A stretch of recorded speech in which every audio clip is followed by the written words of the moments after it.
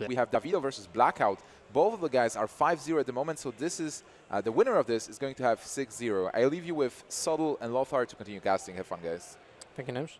Blackout 5-0, that's a new thing. Lewis Blackout Spencer, 5-0 in a Swiss. Wow. I mean, you know. Is he complaining on Twitter anyway? Yeah, from what I've seen, only about the heat. That's the only thing he's found to complain about. Well, I can understand that. I mean, this was a pretty solid turn to join the game. Yeah, what happened? A Yogg is happening. And then there's a commanding shout in play as well, With so that will not go. Oh my! And Consecrate, and Blackout is trying his hardest not to burst out laughing. Did he just lose? That is hilarious. Did he just lose? I mean, sure. There is spell damage swipe, but it's not and two good secrets. Look at that. Oh my God! Yogg into Yogg. Okay, Sacred Trial doesn't play like, you know, the other way around. Whiff. There you go. That'll do it. Oh, that's it? Well, that's kind of underwhelming. That was ever so slightly disappointing. Okay, but so what are the traps? Bear Trap and so both of the players have Sacred Trial. Yes, one could have had it in in a double, but no, it was two competitives, right? That got cast. Oh, yeah, right. Yeah. Sorry. Yeah, two competitives. Yep. So Blackout actually knows that one of those is competitive spirit, because from the other side, when the second secret gets cast by Yogg, it actually reveals it to the other player. So he knows that is something and competitive spirit. So it's 2-1 for Blackout in this game, actually. It is. And oh wow, that looks like that was actually Dawido's that had the really sick Yogg. Yeah. It initially looked like it was Blackout that had the really sick Yogg. Did it? I think so. Maybe it was just Blackout's reaction that he was laughing that made me think that. Maybe not. I don't know. By the way, there was an armored horse. I guess that's from a mulch. From a mulch, more than likely. Possibly like Fandral Raven Idol, where he got a minion as well. Something like that. Oh, wow. He was actually not checking for a defender from the secret, from the Paladin secret, and he didn't check for Eye for an Eye as well. True. I mean, like I said, he knows one of them is competitive spirit, but the other one is still open to be anything. Interesting. So there's a lot of options that can be played this turn. Just going to drop the Maya Keeper for stats, though. Yeah, I definitely saw it again. Oh, you broke me. Cannot unsee now. Yeah, literally unplayable. Raven Idol being played very quickly from the top by Blackout. And we're back. Something pretty miraculous. But yeah, looks like the playing the card too quickly has broken the spectator mode here. But Blackout has got to have to. Oh wow! Find someone from the other table is helping him. Did you see that? Just the arrow comes in from the assist from some guy behind the curtain. Yeah. Oh wow! Okay. So yeah, good old spectator bugs. We'll see what will happen in a few seconds. Here we go. A swipe was played with a Moonfire. So Moonfire was being picked up from the Raven Idol. So with an Azure, that's actually a decent card. It's like a backstab that doesn't have a drawback. Yeah. Yeah, very good. But there you go. He has found the ball clear. So now suddenly he's threatening 12 damage himself. And Dawido does not have the answers. Going to play Novice Engineer to cycle. Both of these cycle for 2 mana, that and the Wild Growth. So he might as well lead with the one that gets him a 1-1. And now follow it up with the Wild Growth potentially. He's just trying to dig for potential lethal here, right? I guess so. He knows his deck. He knows the reminder, like how this game's played out. We obviously didn't see any turns up until it was just Yogg into Yogg. So we have no idea what, you know, how stacked the remainder of the deck is with damage. But he decided to dig there. Too bad for Blackout that he already used the Yogg, or he had it in his hand. Yeah. Because the Armored Warhorse would actually be kind of playable with the Yogg still in deck. That's true. He's going to cycle here, which means if he can pick up Mulch, if he has another one in his deck, or possibly his first one. Well, he still has a chance to use Nourish for it, right? This is the thing, like, we don't know what was happening during the game, so it's kind of... Exactly. Yeah, kind of hard to predict what will be the best options here. Right. If there's, like, double Mulches in this deck, I would definitely go for the Nourish. But otherwise, it's kind of like a tricky situation, but you're at 5 HP, so what are your options, right? It's true. I mean, you do have a clear for the 5/10 just with the 8/6 and the living roots, so you know you're not necessarily going to die. You can just redevelop the board with your minions. So then you play Fandral and the living roots just to build up also the 1/1s because you saw a swipe. Or was it the other one? Sure. Other way around? Oh, I'm not sure. It was Blackout cast the swipe on the previous turn. because he has Okay, the Drake in so the play. Armored Warhorse has actually the charge. Yes. So now Living Roots goes through and he trades and he has Power of the Wild if he wants it, but probably just going to trade, push the 5 to face. He might as well, might also be scared of Bear Trap, which it actually is. So yeah, he actually chooses just to pass up the attack to not. Did he potentially do block that on Bear Trap. purpose? I'm not sure. I think it's very possible because there was a lot of traps he hadn't tested for that turn, which was Yeah. another thing that he was probably trying to factor in that we didn't talk about during his turn. Was like, obviously we have caster vision and know what the trap is, but he was considering all the various options. Yeah, but sometimes the caster vision is actually like, you know, obstructing you the view. Yeah, yeah, exactly. Oh, Yeah, there's a multitude of options for Dawido. Fandral for 3 mana, sick option always, especially with the Keeper and the Power of the Wild. But at the same, oh my! Got him. I was going to say he drew that swipe one turn too late. Now this explains why he was digging so heavily on the previous turn. If he still had 2 swipes left in his deck, either of which were lethal, then the dig makes perfect sense. So he was unlucky in the sense that the swipe came 1 card too late, but then made up for it by picking up the second swipe. So. Okay, now we'll have a fresh game, which will be between Shaman and the Druid. Yes, indeed. I have no clue which Shaman is Blackout playing. It'll be face shot. It will be It's face Shaman, you just gonna sure? be yeah. Okay. I would bet money on it. Oh, we'll have to see. But okay, I'm believing your fellow country men. Yes. My fellow non-EU citizen. Well, you're still in the EU, man. It's like Just let me meme.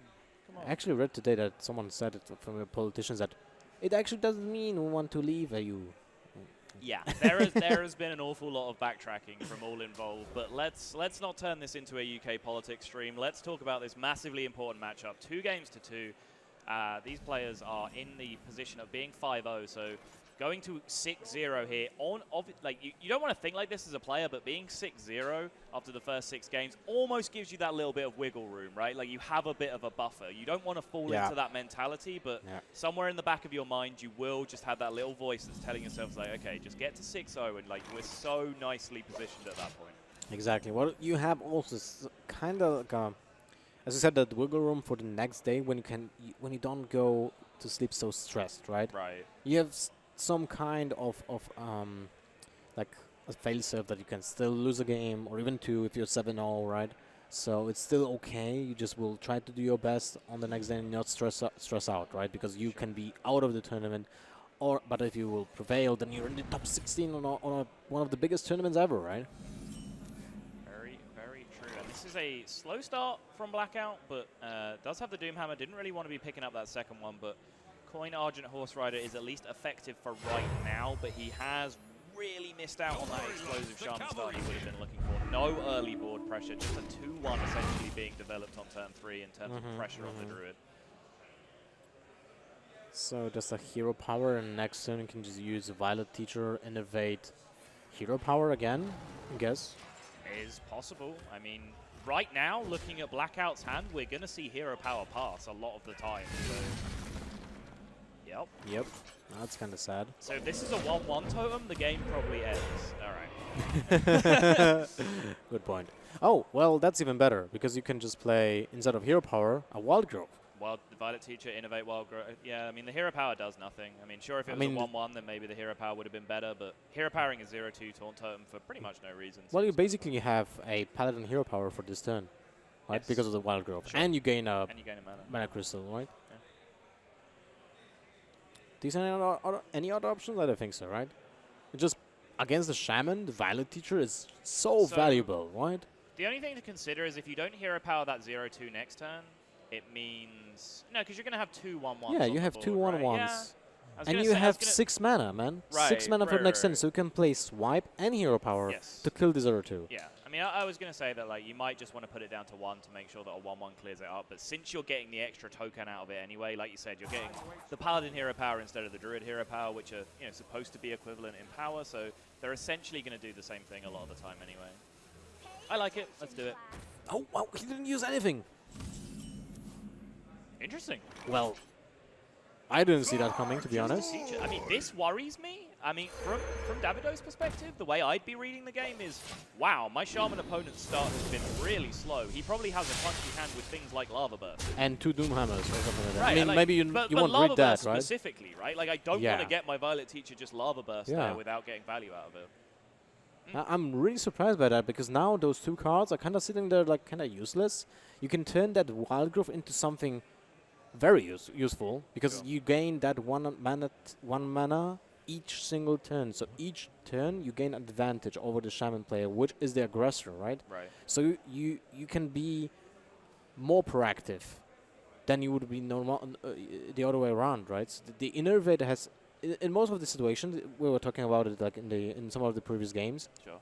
The Innervate is more useful after the Wild Growth, because you can ramp up even faster, right? But in this scenario, I feel when you play against faster decks, it's just important to have it just as soon as possible. And those 2 1/1s were actually getting you more friction than you give them credit for. Yeah, I mean, I agree. It might be possible that, like, Dawido hasn't quite done his homework. Like, at this point in the tournament, you're kind of expected to, like, be able to get some information about what your opponent's been playing by, like, talking to previous opponents, etc. But that's more difficult to do than for you know, a lesser-known player than one of the big celebrities, because the big celebrity players know everyone, right? So they can easily get information. They have more people scouting for them. So it might be that Dawido just thinks Blackout was playing a slower Shaman list, and therefore like, he doesn't need the 2/1/1 tokens on the board. But I think, honestly, just based on reputation, Blackout's going to be playing aggro Shaman, and you saw a Horse Rider being used additionally. So That's kind of like a big, like, big mark. I'm playing something really aggressive, right? Right. But it's just, you know, I'm trying to, like, get into the head of that play, but it honestly does make very little sense to me. Especially now when you're kind of sitting in a situation when you have 6 mana, and you would have to use the Nourish right now, I guess, because you need to get some minions. You're at a healthy 29, so you can still finish off that Flaming Totem with the Living Roots. But that Wild Growth and Innervate, their value is pretty low right now. Yes, I would agree with that. Unless he picks up, you know, another power combo card, basically. If he picks up, you know, a Fandral or another Violet Teacher or something, then suddenly the Innervate looks pretty good again. But if that's the case, then we had one of those power combo cards in the first place when we chose not to use the Innervate. So Yeah, exactly. and there you go, just Innervate being used to hero power his. Lesson learned, I would say. We can't be results-oriented, right? Just because it worked out better this time doesn't mean what we're saying is right. But it definitely did seem like a weird decision at the time. But I mean, let's try and move on. There hasn't really been too much else to talk about in this game yet, which is why we're harping on it a little bit. But Home Golem... There's a situation here. Yeah, what Think we from below can number 2 observe, going right? to come down. Do you prefer the Think from below rather than the Feral Spirits? Because your next turn will be most likely Doomhammer, right?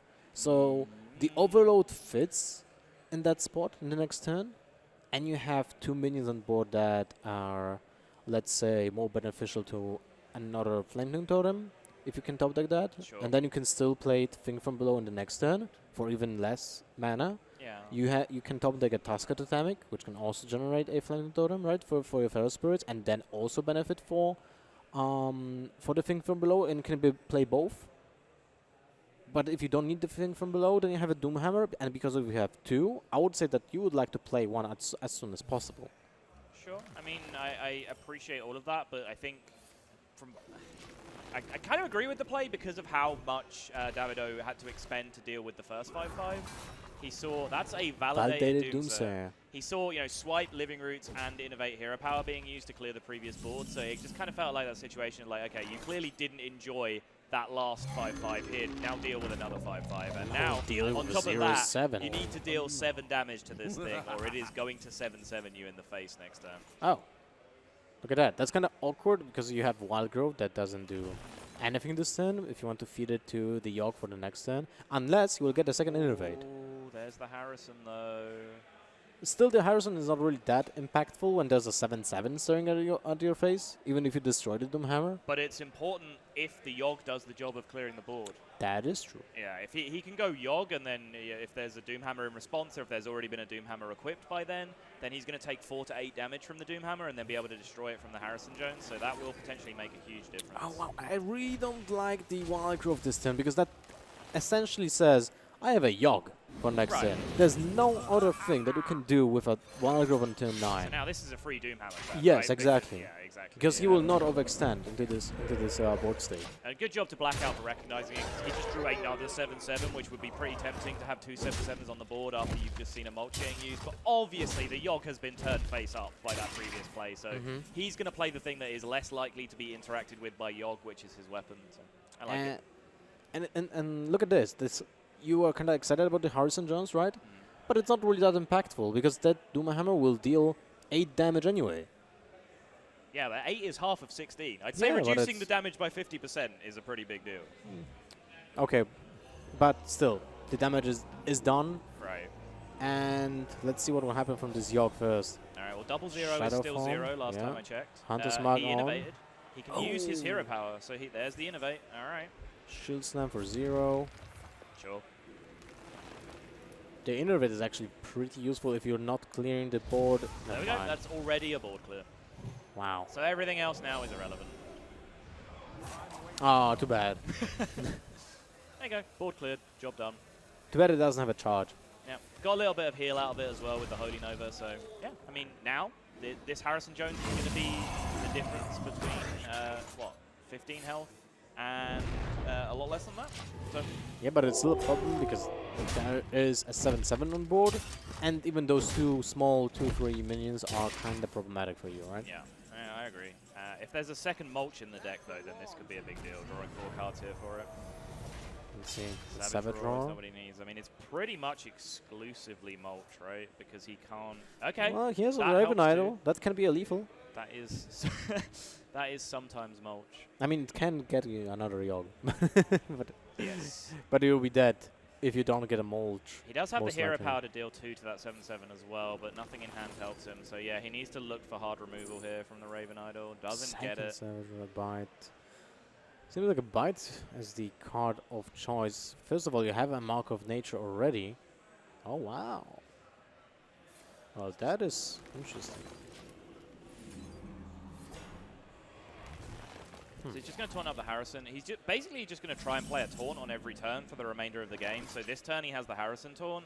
Next turn he has either another big taunt with the second Mark of Nature or the Ancient of War, and then the turn up. So he can just keep taunting perpetually for the foreseeable future now, which I guess is his line. What is very interesting to see in this matchup is the fact that Druid has no access to hero anymore. Because he can only deal damage with his hero power. Yeah. And the steady shot is actually now very impactful, even more impactful than before. Yeah, the steady shot will get the job done almost single-handedly if he's given time to, but Blackout's going to consider his options here because he does have Shapeshift, which is a ball control tool, and since he has second Doomhammer, it kind of does the same job already, so I don't mind the Druid pick here at all. And it gives you actually life at the same time. Yep. So yeah, just hero powers down the 5-1, jams through the 4 damage. I'm sure these are going face from the Feral Spirits. Does expose himself a tiny bit to Savage Roar, but it shouldn't make too big of a difference in this situation. He's just really valuing getting the damage through. What are the options to clear this? There are not really that many. You can use the hero power to kill the 7-2. And Savage Roar actually to clear the 2 freeze. Well, you can just you could Savage Roar innovate hero power, Yeah, or you could that's what I'm Mark of saying. Nature innovate hero power. Those are your 2 basic lines this turn. I like the Savage Roar hero power more because your minion already has a taunt, and you would like to have a second taunt in the upcoming turn with a I fan mean, troll, that's what I was saying the previous turn, right? So you Yeah. could then play 3 back-to-back taunts instead of just the 2. Did you bring some fish? Oh, Blackout, Oh! please stop Okay. playing so quickly. That's a huge task at Atomic. It is. Has he broken the spectator mode again? That's the question. We need to I wait and see if he plays a think second he- card. It's we're kind good. of We're it's good. kind of okay. Yeah. So 6 damage to the Ancient of War. It's still not enough to go through it, right? Because you have 6, 8, 10, and 11 damage. that problematic. Yeah, not even close. Now, wait, Savage Roar. Savage Roar, the 2-1-1s are clean. He'd have to take out the Hero 0-2 power, with his face. So that's 7 damage. Yeah. That's 7 damage that's to the 9. face, right? It's 9. Why 9? So 3 Oh, you're right. 3 Yeah, damage yeah, from yeah, tree you're end, 3 correct, damage you're from tree correct. end, 2 damage from face, 7 from the Ancient of War, 2 from the hero power. Yes, correct. It's like he's going for it. I mean, what do you play on top of this, though, is my question. Like, what's the rest of his turn? He still has 1 swipe in his deck, right? No, didn't he have both in his opening hand? I thought it, like, when he was making the teacher plays, I think he had double swipe in his hand then. When the much discussed Violet teacher play, I think he had 2 swipes back then. Sure. I might be wrong. And still goes for it. I mean, he could have drawn the Wrath, right? So that's also Yeah, exactly. an option. This is what I was kind of leading to when I said what's the rest of his turn. 'Cause it seemed like the rest of his turn was Azure Drake, in which case, of course, we Azure Drake first, just to be correct. 7 damage to the face. Yeah, Looks like a get him. play. Oh, that's not a good. That's not a good draw. And the Engine of War is at 8 HP. Game. Wow. Just no way out. Interesting. So let's rewind for a second. What if Blackout could have actually traded both of those Wolf Spirits into the Engine of War to just to save some health on his hero, right? Because he could have killed it with the Lightning Bolt this turn if he would have sacrificed both of those Spirit Wolves there. Is that true? Well, He if he could have sacrificed the entire board Uh-huh. into the Engine of War, so Okay. it would have been left on 3 HP. Okay, but he also, so he used all his mana by developing the minions that he developed, so that also means he would have passed up development if he cast the Lightning Bolt, so, Well, interesting game. I mean, it was really back and forth, right? So I can't really tell when was the turn when someone was really ahead, right? right, Although- it was just a really back and forth game. Yeah, especially with that Violet Teacher, right? Yeah. I wonder how it would went if that Violet Teacher would actually spawn the 2/1/1s. I mean, he won the game, so we get to Yeah, ask him about it. but exactly. Anyway. Definitely. Guys, so I'm here as well. Welcome back. That was a very interesting game. We haven't seen the opening of the match, but overall, I agree with you that the Druid versus the Shaman was really back and forth, and obviously like Yogg into Yogg. But Dawido is with us. So congratulations on the win. How are you doing now? Thanks, man. I'm basically speechless. It's like, I mean, the last match I played on stream, it was like, my brain wasn't really working. I was like, I'm not sure what was happening to me. I was so hyped about. So nervous, just right? Yeah, guess so. So first time on stream, right? Yeah, first international event as well. So Well, you're doing fine, I would say, right? Yeah. I mean, I played basically a lot in my home country, like a lot of tournaments. I grind ladder basically a lot as well. Sure. So I don't know if you're aware when we joined the game, because you guys were the backup game, but the very first 2 turns we saw were the Druid versus Druid, the Yogg into Yogg. Those were the first 2 turns we watched. So I mean, you had a ridiculous Yogg with that Unleash the Hounds into, Commanding Shout, then Unleash the Hounds, right? And Wisps Wisps- of the Wisps old as gods. well, yeah. Yes, I mean, I wasn't sure if I played well after the Yogg. I'm not sure even what I played. I think I fucked. I screwed up this game. But there were. I mean, I'm speechless basically. So tell us more about yourself, because like you're one of the most recognized players in Poland. Like a lot of Polish guys, they know about you, they know you, and you tested with the Illuminar Honor Gaming guys, like you Yes. prepared together. So are you running the same lineup as those guys, or do you have like any changes, like personal changes? We are basically running the same lineup. We're like preparing 5 days, 12 hours straight, and we ended up with like going with the meta, which is pretty sad. But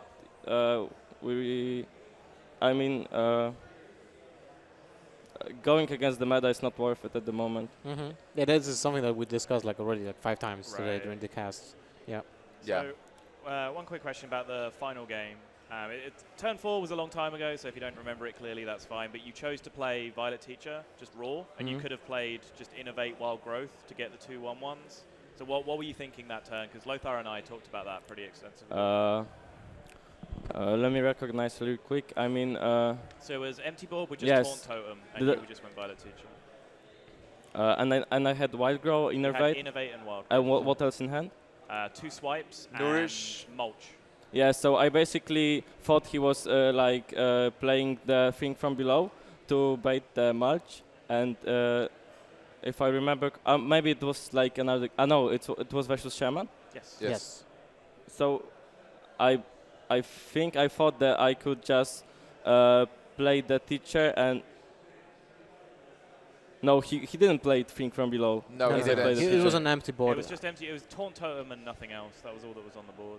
Well, Okay, so it can- was. Yeah, Yeah, if you if can you- remember, then Yeah, like I it's no said, worries, yeah, man. absolutely. Time Tell me about your tournament experience, because it's your first big tournament and you're 6-0 at the moment. So how are your games? Like, are you enjoying it? Are you stressed like when you were playing off stream as well? Like, how do you cope with that? I mean, playing off stream was like pretty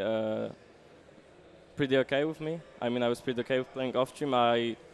I didn't. I mean, I was really nervous playing on stream. I actually played in winter prelims, top 40 or something. Like the second day, I dropped out. Yeah, I'm almost qualified for the spring prelim, summer prelims as Yeah, well. yeah. Summer is the next one. So I enjoyed the tournament a lot, and the Yawk needs to be nerfed. It seems like We a can good agree plan. with I like that, this right? guy. Yeah. I like this guy. We can agree about that. All right, guys. So any more questions for Dawido? I'm good. I'm good. All right. Good luck, man. Yeah, thanks well for played. having me. Well played, man. So thank you so much for joining us. And guys, for you, we'll have, well, we need some more time to prepare the last round of the day. And when we're ready, we'll let you know. And we'll continue with some more Hearthstone. Stay tuned.